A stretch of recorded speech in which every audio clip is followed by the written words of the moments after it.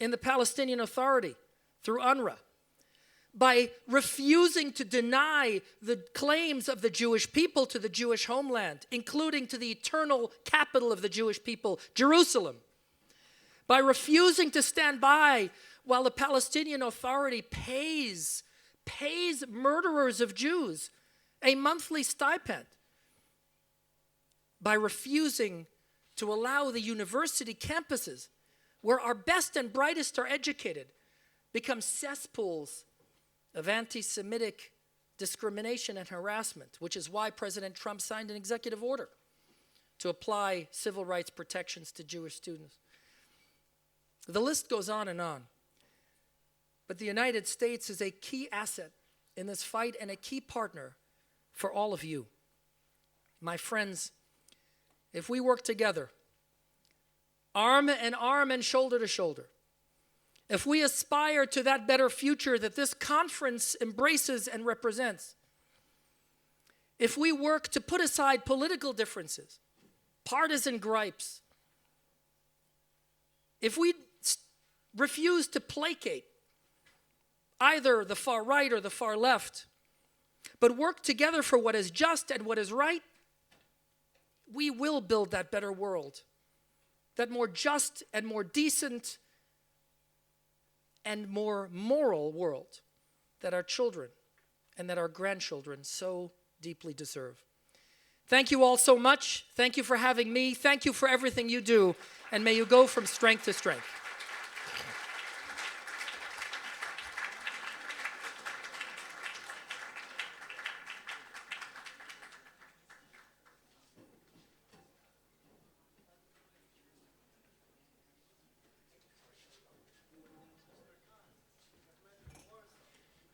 Thank you for Mr. Carr, this wonderful speech with very important notices, the priorities of the United States State Department. So I would like to call for the participants to the next panel discussion. I would like to ask Mr. Riccardo Pacifici, can have a seat in the stage, Mr. Artur Hofman, Eduard Dolinsky, Maurice Niddam, and Dr. Leah Floh. Please come have a seat in the floor.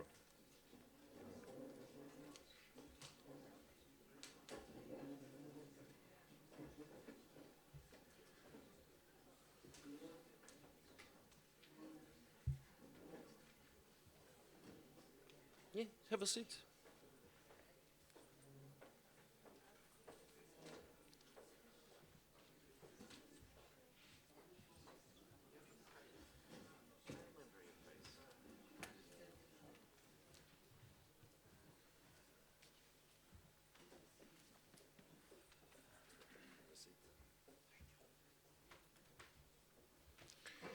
So, ladies and gentlemen, we start the first panel discussion.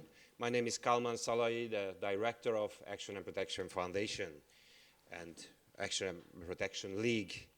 So, ladies and gentlemen, dear guests, protecting the Jewish communities in Europe had been an important but mostly symbolic task for the last 6 decades after the Second World War. It had been rather about precautions, always referring to the tragic experiences of the past, and, with a very few exceptions, never motivated by real fear, by present danger. The people responsible for the security issues of the community of Europe had been lot rather office managers, theoretical experts, than field managers or field fighters. Simply the task had been different. In the last decade, everything changed in Western Europe, and lots of things also changed in the East. The characteristics, the source of representation of anti-Semitism changed, but what most dramatically changed is what at the stake. Nowadays, the question of security is a question of physical security in the majority of the Western European countries. Not a question of comfort, not a stimulating intellectual challenges, but something we all feel on our skins. In the East, we feel almost grateful that what we experience is age-old, traditional, continental anti-Semitism that has some violent manifestation, but the daily risk of Jewish life is not comparable to anything but experience in the West. Although, as well as we all see and learned from the history, the East cannot sustain its relative security for too long if the question of the security of the Jewish communities is not handled on the continental level. An island of relative peace cannot be conserved if the surrounding territories are in constant war. We are really grateful to welcome our first panelist of significant Jewish communities from around the continent. Germany, with a significant Jewish communities, mostly consisting of non-local Jews with a strong historical burden, and also with a significant Turkish Muslim communities. Poland, with a small Jewish community, with more than limited number of survivors, and with a significant anti-Semitic traditions that seems to be emerging these days. Italy, with a Jewish community consisting of mostly non-observant Jews, and with sizable African Muslim community, and strong historical continuity of the extreme right movements. France, with the largest Jewish community on the continent, and also with the largest Middle Eastern Muslim community in Europe. And last, Hungary, with the largest Jewish community that consists of local Holocaust survivors, descendants, and with no Muslim community, but a strong, radical, right-wing tradition in politics. This is a great opportunity to understand the major fundamental questions of the Jewish future of the European continent. What are the key differences in security challenges of different communities with different institutions and with a different historical backgrounds and different ethnic, cultural environments that in respect of the chance for future survival calls for a fundamental and avoidably common solutions. So, dear guests, let me introduce our panelists, then also let me phrase the main question that I believe to be, and I hope our fellow panelists will also help us to understand, what is at the stake of the security of the Jewish people in Europe. Let me introduce you Mr. Riccardo Pacifici, per Israel Jewish Community, Rome, Italy. Mr. Artur Hofman, chairman of the Social and Cultural Association of Jews in Poland. Eduard Dolinsky, Director General, Ukrainian Jewish Congress. Maurice Niddam, President of the Consistoire, Nice, France. And Dr. Leah Floh, Jewish Community of Düsseldorf. So what is my main question in this panel? We have the privilege to have here on stage community and leaders from significant Jewish communities. Some of them are significant because of the size of the community. Some of them represent a very special type of emerging anti-Semitism. Before really starting our conversation, I would like to ask you to introduce the major security challenges of your communities. The first question is quite obvious. What does security and the correlating protection mean to different communities? One of the most important questions in general, who's responsible is to protect the community? More simplifying the question, what is the role of the community institutions? Where can and should a community rely on the government?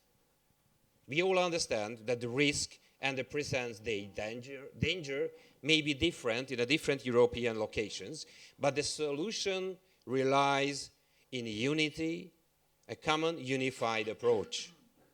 It has to be started independently from religious, cultural boundaries. Are there any best practices in this respect available? That's the question to the panelists. And I would like to remind you that try to keep in 5 minutes frame of your speaking. So let me give the word for Mr. Riccardo to start this conversation. Thank you for everything, and it's an important moment. Thank you, my friend Gel, for this opportunity in this, and Rav Margoli for everything. So, situation in our country is particularly. Just when I arrived in this conference, the right television, the media television in Italy, they asked me in interviews and asked what is the situation, and I answer that probably Italy is the Felix Island in Europe, not because we don't have a people that want to kill us, or because we don't have an enemy. Not only in the right party, also in some part of the people that is extremely left, that they huge Israel, and for this movement, how do you know better than me, all of the Jewish in all of the world are the spy of the Zionists in all of the world. So I answer that is Felix Island because our relation with all of with the police, with the army also, is particularly, is a long tradition. I think that after the attack of the synagogue in 9 October 82, changed the mentality in Italy, how the institution they have to defend of the Jewish community.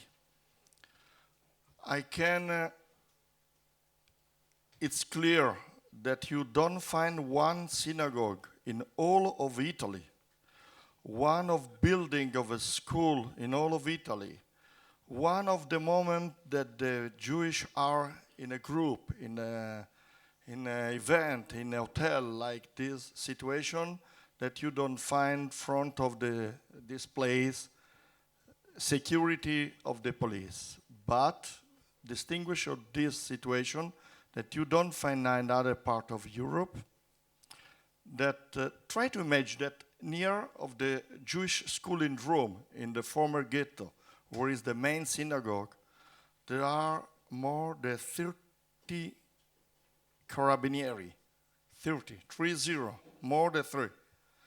And I think that this is important sacrifice for Italy.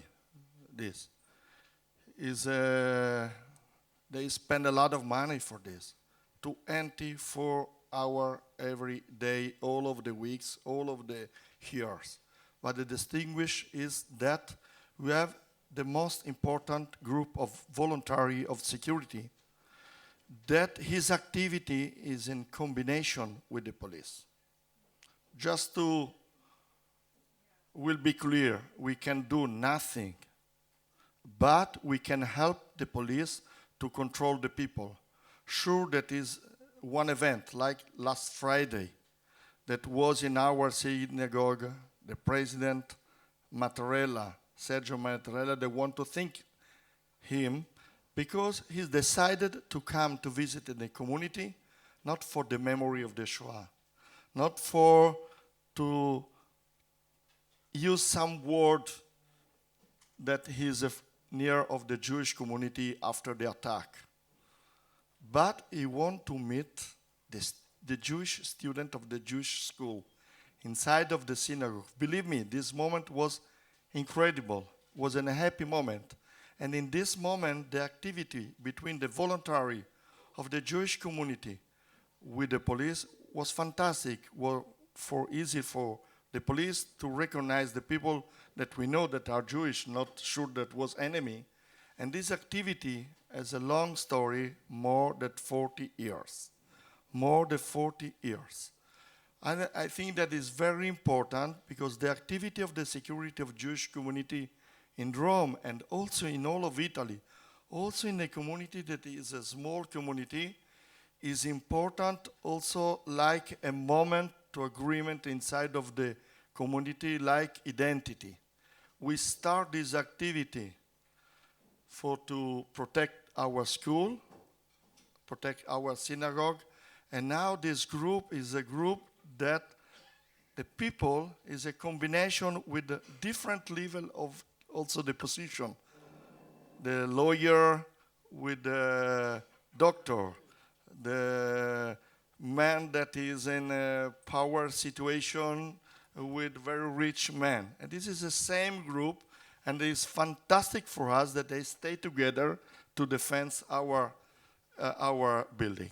I will finish just to remember you that it's a so strange situation. In front of me there are some deputies of the parliament. I want to thank Milena Santorini, and I want to tell her, fantastic your new position, the coordination activity, anti-Semitism activity, and I hope also anti-Zionist activity in Italy, and is a new president of this commission from the government, Italian government, and thank you for your activity. But she knows better than me that a problem in our community, I remember in Knesset, in the period of the last war between Israel and Gaza, and finish, that all of the president, probably Joel, you was with me, if I not remember, that when you explain the situation in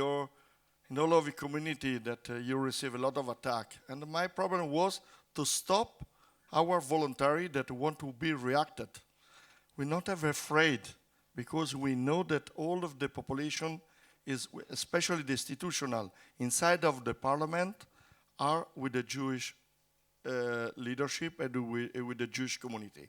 It's very important, and if I remember with Oliver, that the reaction of the young Jewish, when they try to put the yellow star from of the synagogue, from of the shop of the Jewish, in 93, in the first most important Nazi movement in Italy, the name was Movimento Politico.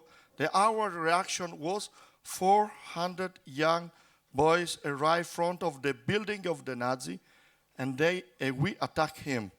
And they are afraid of us, and this is very, very important. So I think that sure that is not same situation in other part of Europe also, but I want to remark that our community is very, very small community. In Rome, we have 15,000 people. In all over Italy, 25,000 people.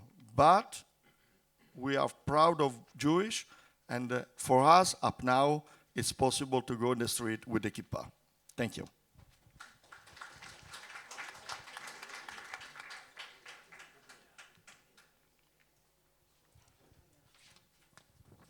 Kavod Rabbanim, Messieurs les rabbins, Mesdames et Messieurs les présidents, mon cher Joël, Mesdames et Messieurs les ambassadeurs et consuls généraux, Mesdames et Messieurs et chers amis, bonjour à tous. Mon propos est beaucoup plus basique, mais il est la pierre angulaire de toutes nos communautés. Il s'agit bien entendu de la sécurité physique de nos communautés. Dès 2014, nous avions effectivement fait le constat à Nice qu'il y avait des failles, que le système de sécurité était très insuffisant au regard de la population juive de Nice-Côte d'Azur, qu'on dit autour de 50 000 personnes. En 2014, nous avons créé la première cellule de crise. Et 2 ans après, elle a fait ses preuves, puisque le 14 juillet 2006, il y a eu l'attentat de Nice qui a fait 86 morts et plus d'une centaine de blessés. 2016, pardon, je m'excuse. C'est l'émotion. La première équipe qui s'est portée sur place c'est notre cellule de crise. Ça a été d'ailleurs fait, on a eu les félicitations de l'ensemble des préfets, du maire de Nice et de tous les élus, parce que nous avions anticipé, non pas cet événement, mais un événement.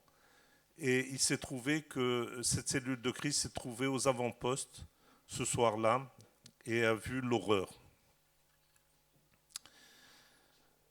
L'horreur de ce que pouvait être l'atteinte physique de familles entières qui ont été massacrées.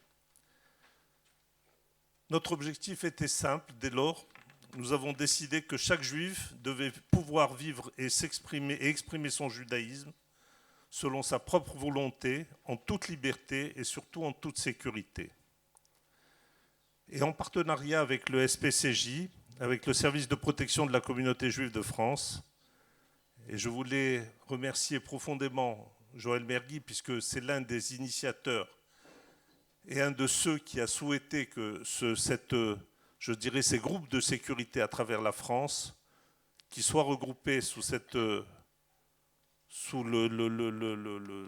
SPCJ, et qui soient reconnus par les instances, qu'elles soient politiques, et les instances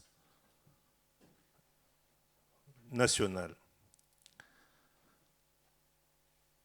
Nous avons donc décidé d'élargir le potentiel humain capable d'être protecteur.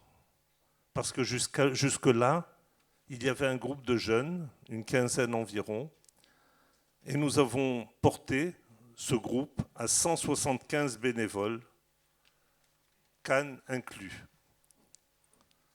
Qui sont ces bénévoles?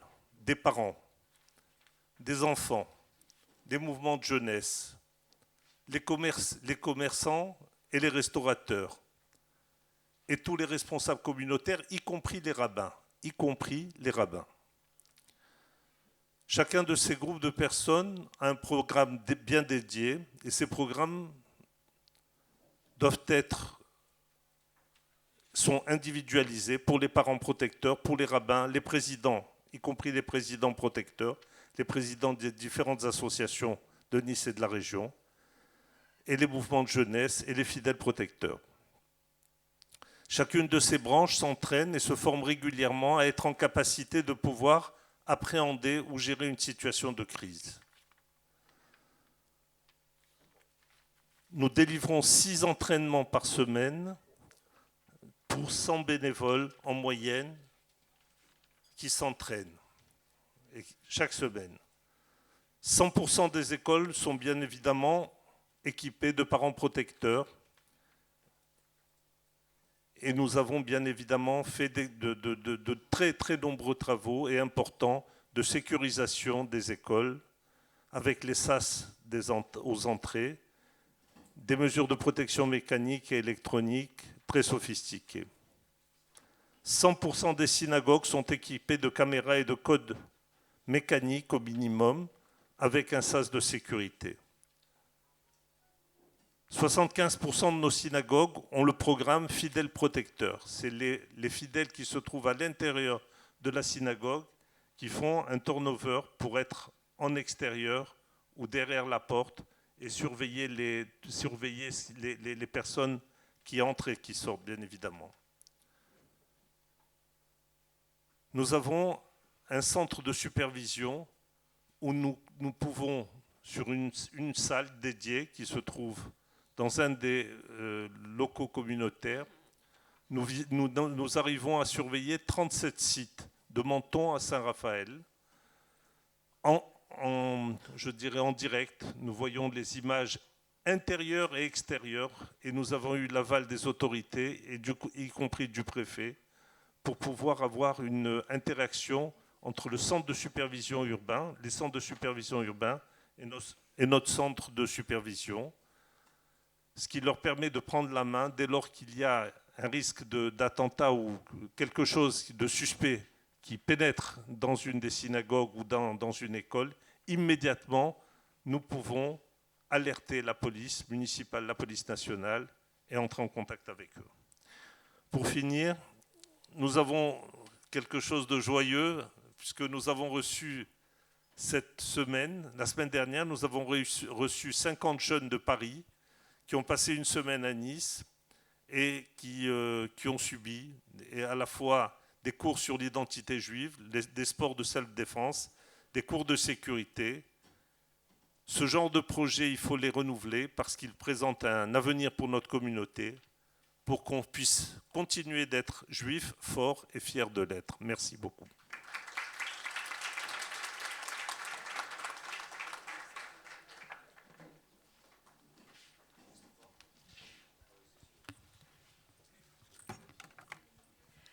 Kvod Rabbanim, dear friends, Shalom. I represent Jewish Federal Association of North Rhine in Düsseldorf, in Germany, and I am a chairwoman of the Jewish community in Mönchengladbach. If somebody doesn't know what is Mönchengladbach, but Borussia Mönchengladbach knows everybody. In time, an actual situation in Europe, and especially again, unfortunately, in Germany, when our children on the school yards have to hear from their classmates, Jewish dirty pig, or suffer even from physical violence,